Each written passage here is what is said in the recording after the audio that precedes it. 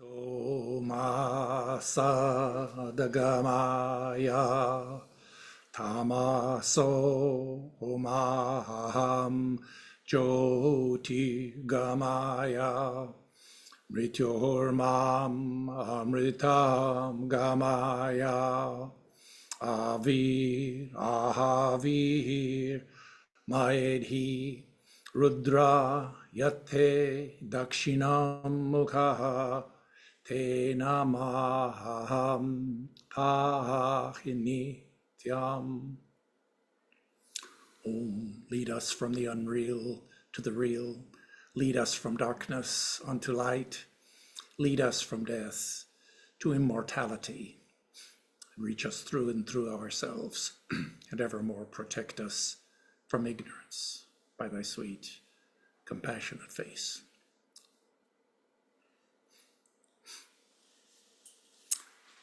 So my subject this morning is understanding self-sacrifice.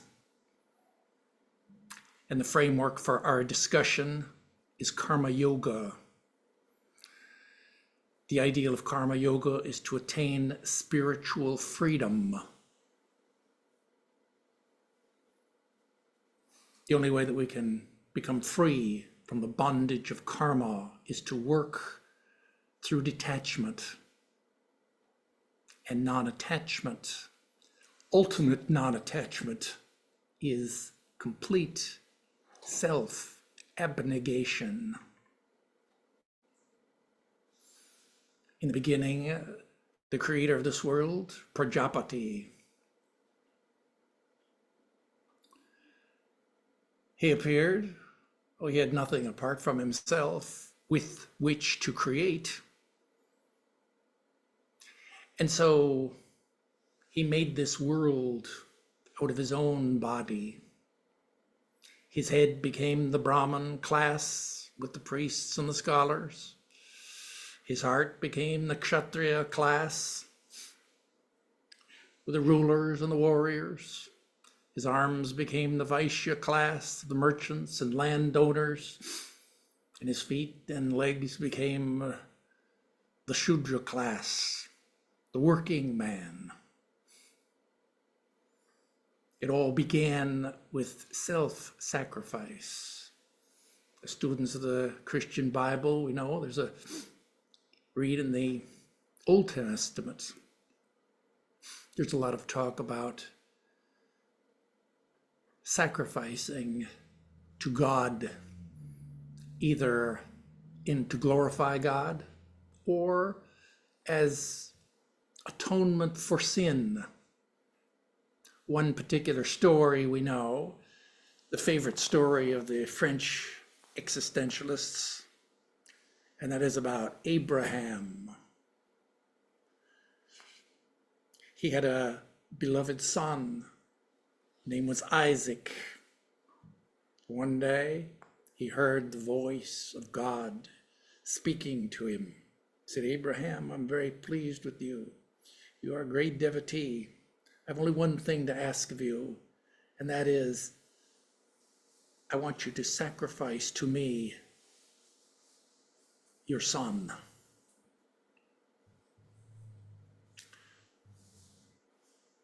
Well, that night, Abraham slept, and commentators tell us a lot about how he must have been mentally agonizing over this request. How could you request me to do such a thing? What a terrible thing. But the scriptures tell us nothing about that. They just say, next morning, Abraham arose.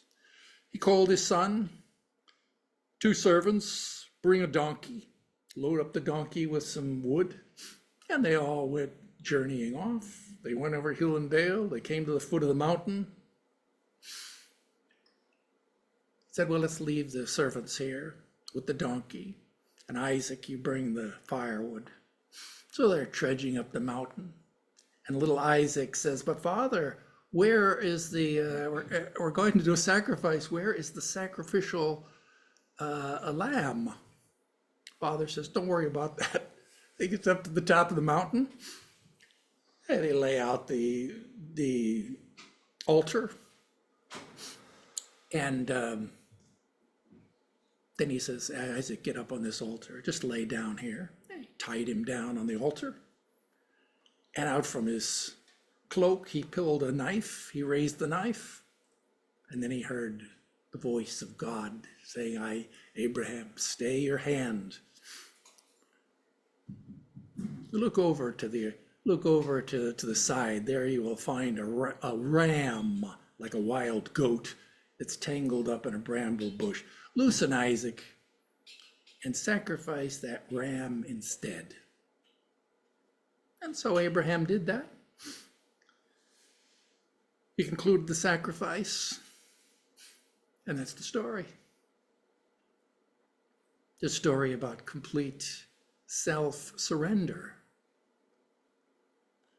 Now, let's just think about that. We're going to tell a few stories here to get in our minds, see how we can fix this idea of self-sacrifice. Certainly we know that the whole tradition of animal sacrifice ended with the New Testament, with the advent of Jesus and his ministry. In the end, he allowed himself to be sacrificed for all mankind. And it says there in the Bible, for God so loved the world that he gave his only begotten Son, that we, that is, all of us, should not perish, and we would have eternal life. Jesus, the ultimate example of self-sacrifice. I remember a children's book written long ago. Maybe some of you have heard this story of the giving tree. There was a tree, it's a young boy, and a boy would come every day, and he would gather up the leaves that had fallen from the tree, and he would make a crown for his head, parade around like the king of the forest. He'd swing on the branches of the tree, and when he got hungry, he'd eat some of one of the apples. And when he was tired, he'd just rest there and sleep in the shade. Well, time passed. The tree loved the boy, and the boy loved to play with that tree, but he grew up. And he grew, and time passed, and he went on his way. It was only years later that he returned, and the tree was so happy to see him. Well, are you here to play again in the branches? He says, no, I don't play anymore. He said, I want money. Tree says, well, I'm sorry, I can't give you any money. I don't have, but I have an idea. I have these fruits. Why don't you take some of these apples from the tree, take them and sell them at the market? You can get money, which the boy did. Picked all the apples, went off. And time passed, and he grew, and it came back to the tree. And the tree was so happy to see him. He said, you want to swing from the branch? He says, no. So I'm going to get married. I need to have a house. Can you give me a house? And the giving tree, she says, no, I don't have a house. I can't do that. But I have my branches. Why don't you cut off all the branches here and take them? Maybe you can build a house, which he did. He went off. He built himself a house. Time passed. And he turned, he was much older now. He says, well, the tree says, well, what do you want? He said, well, now I said, I don't, what I really want, I think, is I'm retired now. I want to have a boat. She said, and the tree says, well, I can't give you a boat, but there's still the trunk here left of this tree. Why don't you cut that down? And you can take it, maybe you can make a boat. And so the boy did that. Cut the tree down to the stump, and time passed. Later on, he returned. Maybe he's kind of older, attained in his old age. He came back to that old tree, and the tree said, oh, welcome. son, and said, what can I give you? And the old man, he says, no, I really don't want anything. I don't want anything. The only thing I really want is just a little peace. I want to rest. And the giving tree says, oh, well, maybe I can help you. He says, what better place can there be to rest than an old stump? And so he sat down on the stump and he began to contemplate his life. That's the last picture in the storybook. That's the giving tree. Well, it's about self-abnegation, about non-attachment to the very limbs of our body, giving everything in selfless action. Non-attachment is complete self-abnegation. That's the title of one of the chapters in Swami Vivekananda's Karma Yoga. That's an aphorism that we can kind of contemplate. We know that Jesus in the Bible tells us the famous story about the Good Samaritan, which everyone knows, about the man who's going down from Jerusalem to Jericho, and he was attacked by thieves, robbers, and they beat him, and they stripped him of all of his clothes and just stole his belongings, just left him there by the side of the road. He was half dead. And a Levite came by that way, saw that man by the side of the road, needing help. He just moved to the other side, passed him by. Later on, a priest came by, same thing. He looked there, saw him there, crossed to the other side of the road and went on his way. But a man from Samaria, he came by, and what did he see? He sees that man. He went over.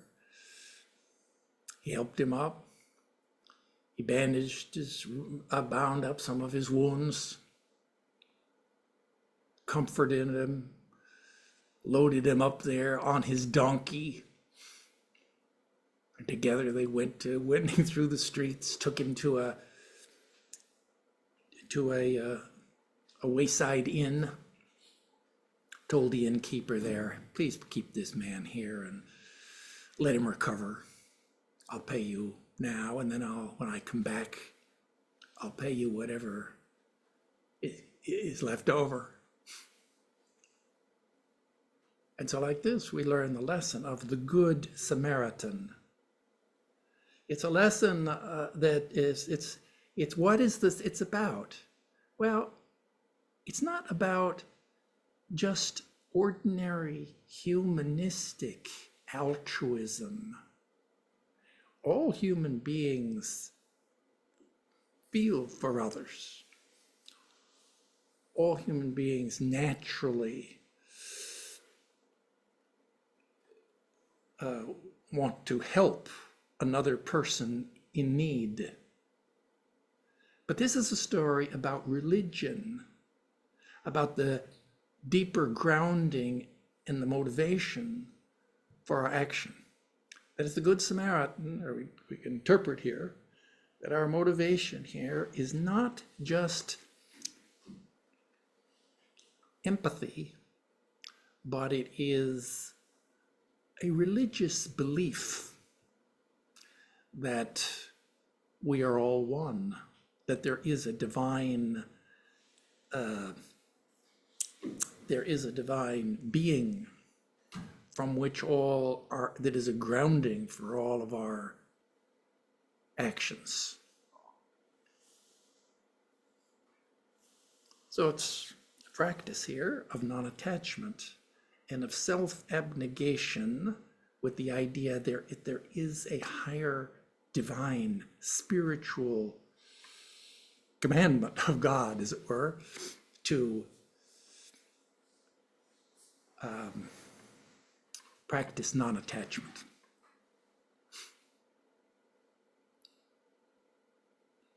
And the story about the Good Samaritan is taken to a new level.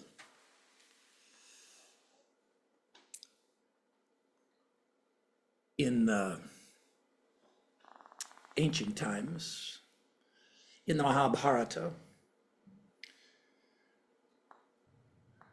we read there about how at the end of the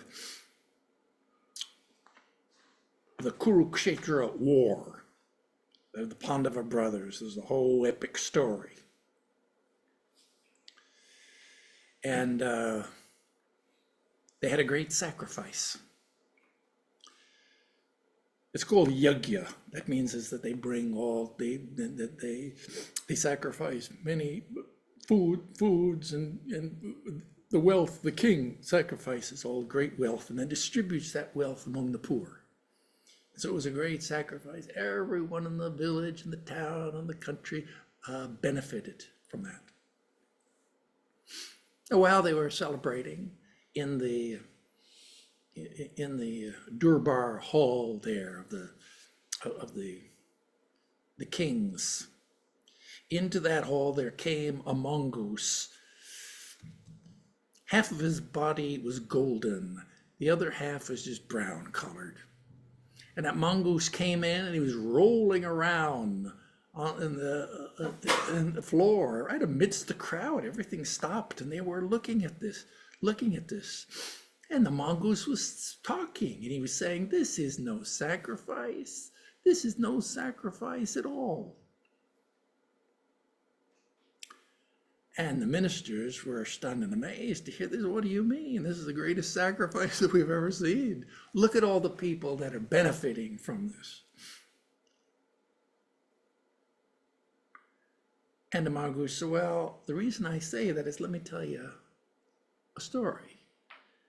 Some time ago, he said, I was in a country and there was famine in the land. And there was no food, there was no water. And it was a terrible time, and I wandered around looking for something to eat, and one night I came to a home of a Brahmin priest. That is, they're the poorest of the poor, because the only work they have is doing pujas. And there he looked through the window. There he sees the Brahmin family is there. And the Brahmin had gotten that day, they were all starving and they'd been hungry for days and weeks, and he'd gotten a little bag of barley flour. That's all he had. They distributed it to him and his wife and his son and the son's wife. And they boiled this little bit of barley flour, and there they were sitting down to their supper. And no sooner had they said their prayers than they heard a knock at the door. They went over to the door, and there was a guest. Now, in Indian tradition, in ancient times, that is, a guest was like God. And when a guest appears in your house, that the role and duty of the householder is to treat, in fact, that guest as if God was visiting your house. And so the Brahmin said, yes, come in. Can we give you something to eat? So, yes, said the guest, I'm just so hungry, so the father gave him his portion of the food. And the guest just, thank you very much. He ate that portion. He said, now you've killed me. He said, this just whetted my appetite. I'm so starving, hungry. Oh, said the mother. She says, let me give you my portion then. She gives the portion. No, says the Brahmin, you can't. No, this is my duty. Take this portion also. The guest just ate that down. Still very hungry. Oh, the son said, well, take my portion. And the son's wife also. Take my portion also. The guest ate that all. Says, yes, now, thank you. Thank you very much. I'm very well pleased. I'm very satisfied. And he left. Of course, the guest here is Dharma in disguise. But he left, and that night, all four of them, that died of starvation. And a mongoose is looking through the window. He's looking through, he's observing all this. And then he climbed in the house when it was all finished. He climbed in the house and he rolled him under the table. A few tiny grains of barley had fallen beneath the table. He rolled himself under the barley, and that half of his body that touched those grains became golden. And so he says to the assembled members there in the king's hall, he's saying, see, now I've spent the rest of since that time, I've spent my life looking for another sacrifice that would equal that one, and I've never found one. So now they understood the nature of self-abnegation. Let's try to understand. This seems extreme.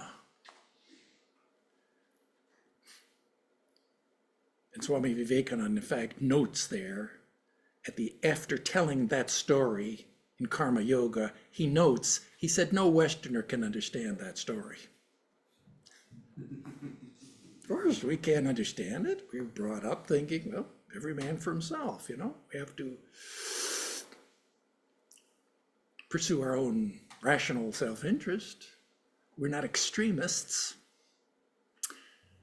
Let's try to understand the idea.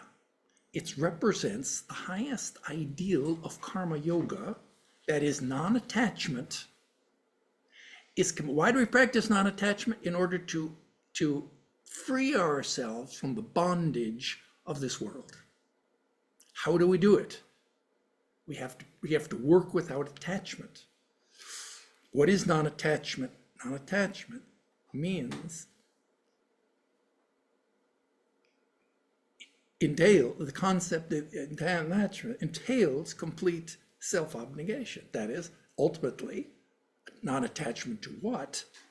That is, to our own self. We can see that this idea, it goes far beyond conventional morality. That is, it's not about being a good householder. Most people are already a good in that sense, that if someone was at the door and a guest came to your door and they were hungry, of course, well, you give them something to eat. That's normal. But at the expense of the death of yourself and your whole family, see, that goes beyond conventional morality. In other words, the idea here of karma yoga, now we're talking about yoga. Yoga is not about being good. Yoga goes beyond good and evil. That is, the idea, our goal is freedom. Being good is not good enough. The ideal is to be godly. To be a good man is not sufficient. The ideal is to be a God man. And so this kind of represents a whole new level of kind of what we understand by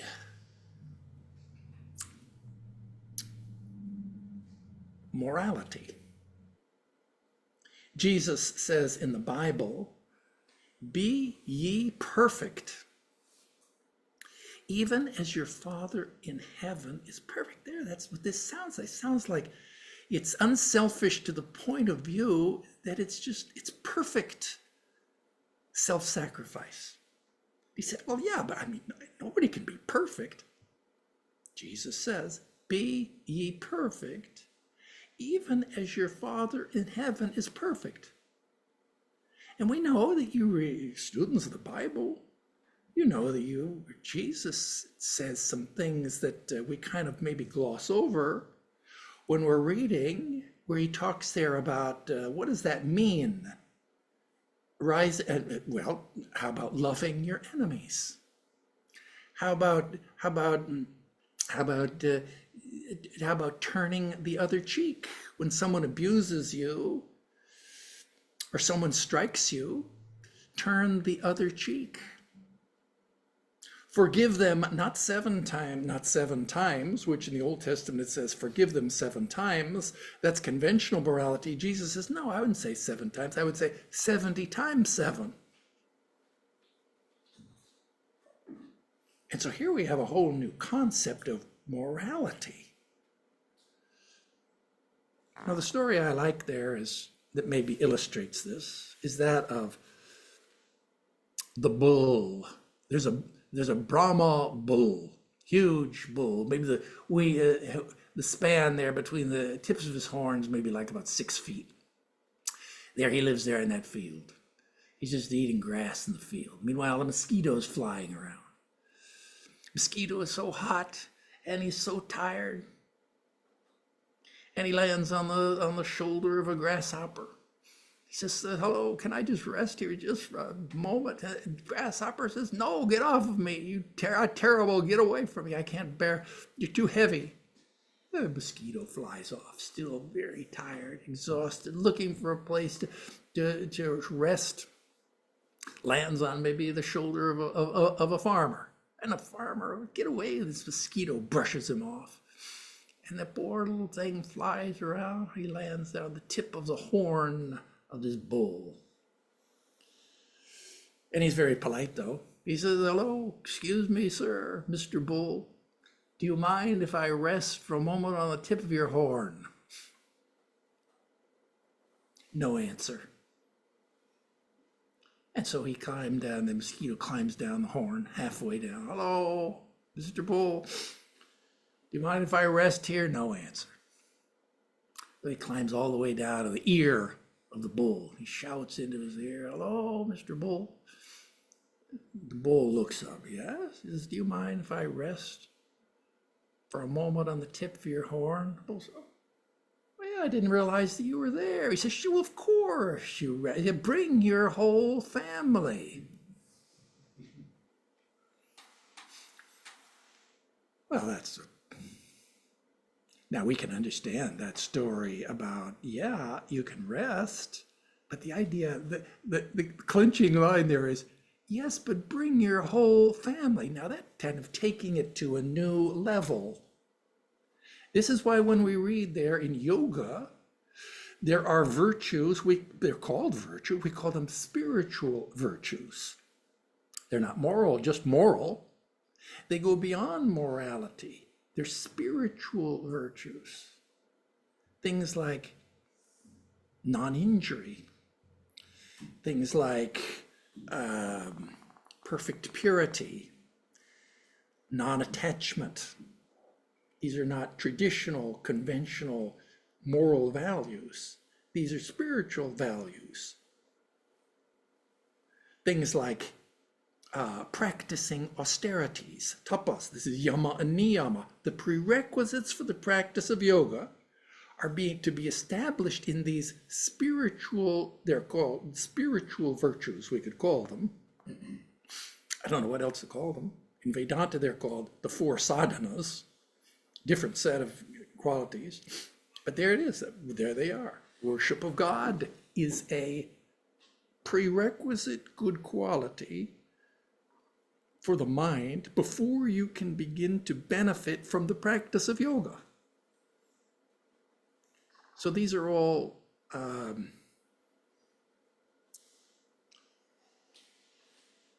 like ideals of perfection, spiritual virtues,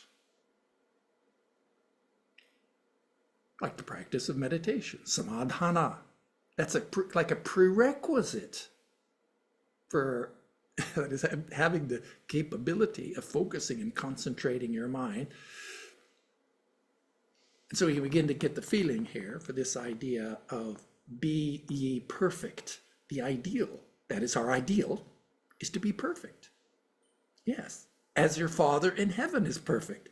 In what way is he perfect? Well, like Prajapati, he is complete, that is, he's completely free Free means you are freedom, complete, that is completely unattached to anything in the world. But what's in the world? It's our own self. Therefore, non-attachment is complete self-abnegation. Self-abnegation here means self-sacrifice, willingness to not just doleful, resentful self-sacrifice. Obviously, we mean here willing. That's the giving tree. Loving self-sacrifice. The giving tree. It's like a mother. Think about a mother who sacrificed for her children. Of course, she doesn't call it self. That's not sacrifice. She doesn't. She doesn't. Mother doesn't think that that's sacrifice. To mother, that's love. She doesn't feel depressed because she's being denied her own, realizing her own personal desires. That's why it's work through love is work through freedom. That's karma yoga. Of course, it's not really karma yoga because the mother, she's complete self-sacrifice. Yes, with regard to her own child. Unlike someone like Holy Mother, for example, to whom even strangers are her children. See, the mother doesn't resent changing her kids' diapers, but she wouldn't change anybody else's diapers. That's the difference. So let's look at a little bit the philosophy. There's philosophy behind this idea. It sounds maybe radical. There's a philosophy behind it. What's the philosophy? Well, the philosophy is just that there is one ultimate non-dual reality. It's called Brahman.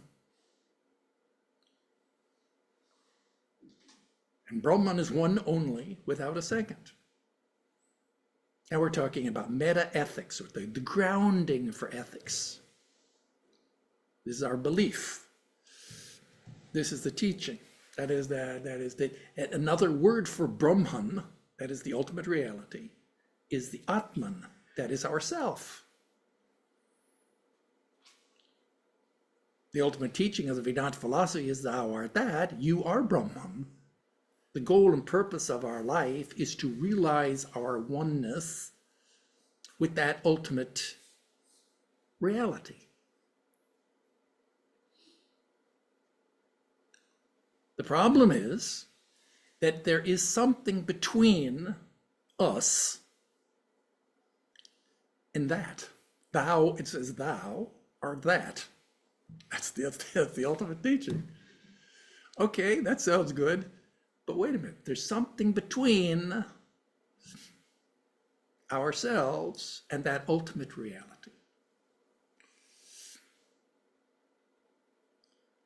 It's like a cloud. You're looking up at the sky, you can't see the sun. The dark cloud up in the sky. Doesn't completely block the light, but you can't see. That cloud is the ego. And by the ego here, we mean our own sense of ourself, that is all of our attachments. An attachment to you now using maybe in the words now of the Christian terminology, an attachment. What is an attachment? This is karma yoga. In order to realize our goal, which is freedom, we need detachment. That is, we need non-attachment. And what is attachment? Attachment is what in Christian theology would be called an idol. An idol is a false god. It's something that is very important to us, that we love. That in fact it may have, it may constitute our ultimate concern. Something like money, something like property, something like all of a person. are all of our possessions, our material things, our own belief system. All these become idols in our mind that we worship. And ultimately, of course, our own self. They become the focus around which our life revolves. And the ideal of yoga, I know it's true of all the yogas, is that there has to be like a Copernican revolution in our life. That we need to reconceptualize our universe. That the world does not revolve around ourselves, which is our common, but that there is a higher reality. There's a higher power. There's something greater than ourselves. We should call it God. And that our lives, that we need to think about worship of God. The purpose of life is to restructure our life so that we worship God, and so that our self revolves around that higher reality, rather than the other way around. And that requires that we rethink all of our behaviors, so that all of our behavior is now redesigned so that it serves our purpose, which is to serve the higher reality, our ideal. What is our ideal in karma yoga? It's freedom. They're using the word. Our ideal in bhakti yoga, we could use the word love. But these are all mean the same thing. See, what is freedom? Freedom is love. These are words that have an equation of identity. A mother works through, when it comes to raising her children, she works through freedom. That is, she works through love. She works with non-attachment. And so that's we call it, use a word, the word here is the ego. The ego is just the false beliefs that we have about ourselves and all of our attachments. So the idea is we have to get rid of that. That's like the cloud. Now, the problem is that it's not so easy to do that. In fact, Sri Ramakrishna says in the gospel that we can't do that. That the ego is something that is, as long as we're embodied souls, as long as we're living on the earth, you can't get rid of the ego. The ego, Sri Ramakrishna says, is like a bay tree. We had bay trees in Olima. That means a bay tree, it's you cut it down. You cut it down to the very roots. And what happens the next day? You find it's sprouting up again. So no matter how far you cut it, the roots of this start sprouting. Similarly, it is with the ego. You can't get rid of the ego. Therefore, Sri Ramakrishna says, let the rascal remain as the ego of the jnani, or as the ego of the devotee. So how are we going to deal with this ego? Well, the idea is that now in this practice, is we have to do spiritual practice. This morning we're talking here about karma yoga. In particular, we're talking here about the ego now of the devotee. That is the ego of the servant ideal.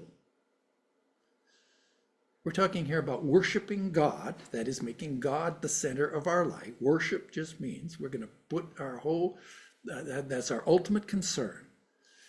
And then around the idea of karma yoga then is to do work as worship, that is as service of God. What is worship? To worship is to serve. Worship means is a relationship that we have towards the human and the divine. What is our relationship? The relationship here is the relationship of the servant. To worship is to serve. And the idea here of karma yoga is just as maybe in bhakti yoga, we know very well what it means to do the worship, the puja.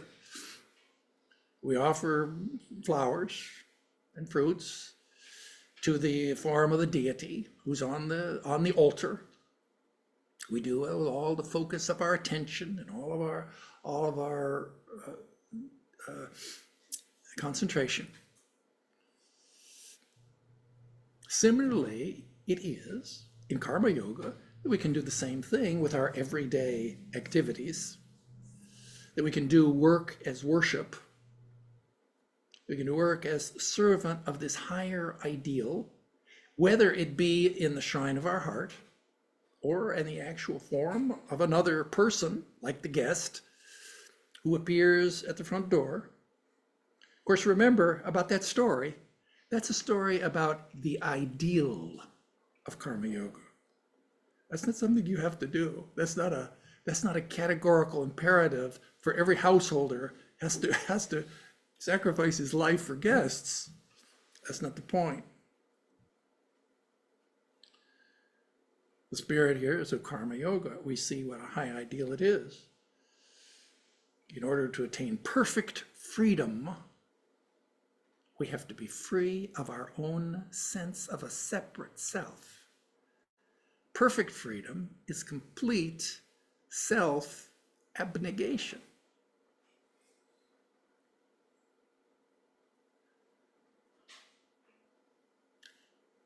And that means it's not just the practice of being a nice guy. It's not the practice of a common, ordinary, humanistic empathy for others. See, a lot of people are just, maybe they're just very selfish. Maybe they're cold-hearted. They need to work maybe on their empathy. They need to feel for others. They need to become more human. Becoming more human is, that's the karma yoga begins. That's the bottom line. It begins that we've already reached that level. The karma yoga begins with the understanding you're already empathetic. You're already a good person. You already have all these conventional moral values. That's not your point. It takes it to a higher level. Difficult for us to understand. The greatest of the karma yogis was, Swami Vivekananda tells us, the greatest of the karma yogis was Lord Buddha. Buddha didn't ever talk about God. Didn't talk much about philosophy and metaphysics and epistemology and ethics and all this. And yet in his life, he demonstrated that perfect, complete self-abnegation. We call it compassion. We use the word compassion to refer to that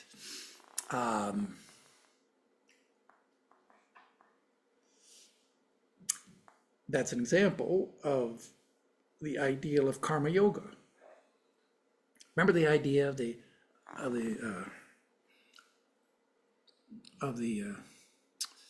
saint. The saint is sitting there meditating by the river. There he sees out of the corner of his eye, he sees there's a scorpion crawling along a flat rock. He looks there and he sees the scorpion goes to the edge of the rock, falls into the water.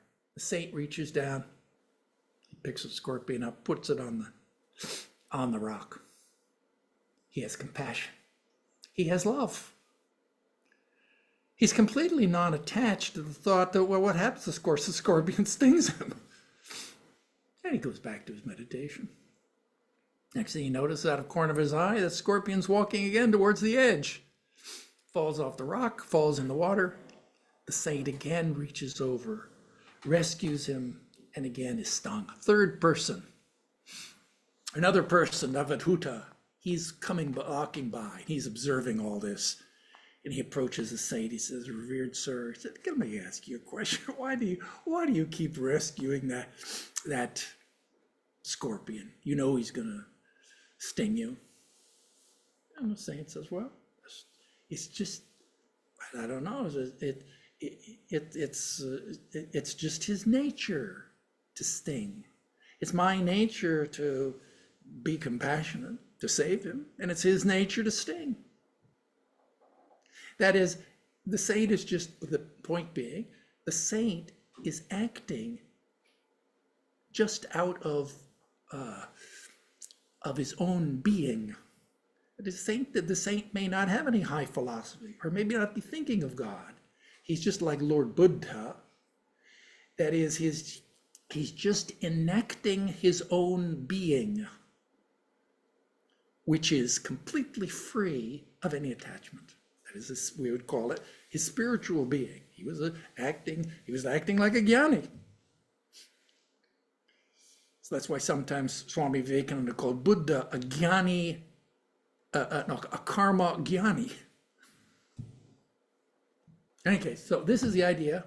Our teaching this morning about this teaching of Vedanta, about understanding self-sacrifice, the idea being that our ideal is karma yoga, to attain perfect freedom. Well, that's a high ideal. In order to be free, we have to be free of what? Attachment, and breaking the bonds of karma. You have to be free of attachment. And what is attachment? Attachment just means to our own, attachment means perfect, in the long run, perfect self-abnegation. That's our ideal. We think it's impossible? Yeah, well, maybe it's pretty far off, but we have these examples of saints and sages and incarnations and masters who realized that ideal. And so that gives us inspiration and guidance for our own spiritual practice.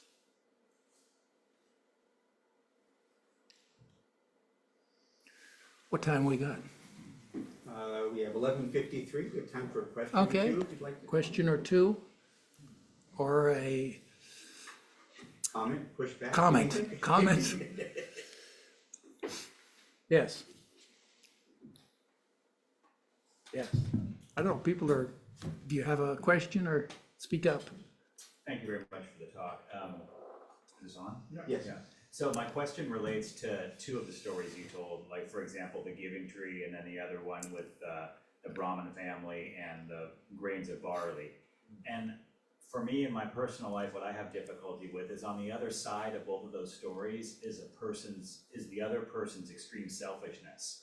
So when I think about the man in the giving tree and his selfishness to take so much from the tree, Yeah. when I think about the guest who took all those portions of barley for the family, it just seems to me like one person's self-sacrifice is really rewarding, or at least in some way sanctioning the selfishness of another. Can you kind of comment on that? Well, you're using the words sanctioning the selfish of another. I guess that I don't know how to, what you're saying is you don't want to practice, you have an objection. You have a logical objection to doing this kind of practicing complete self-abnegation. It is, it's a logical objection. But the point in the beginning that I make is that this goes beyond, you're talking about what's right and what's wrong. That's a moral judgment. That's a judgment. That's what's right, what's good and what's bad, what's right and what's wrong, what's logical and illogical. This is yoga. This goes beyond this kind of thinking. You don't want to reward a person who's selfish. But a karma yogi would think, ideally would be, okay, if you don't want to do it, then this is not about what you want. This is about, is your priority your own personal freedom? This is not about whether you're rewarding selfishness. That may or may not be the case. What does that have to do with your achieving personal freedom? And the other answer, of course, is the answer which has no answer, and that's the guy, the saint of the scorpion. He's acting out of his nature. You're giving a rational reason why I shouldn't do it. Good reason, right? Why should I reward tamasic, selfish behavior?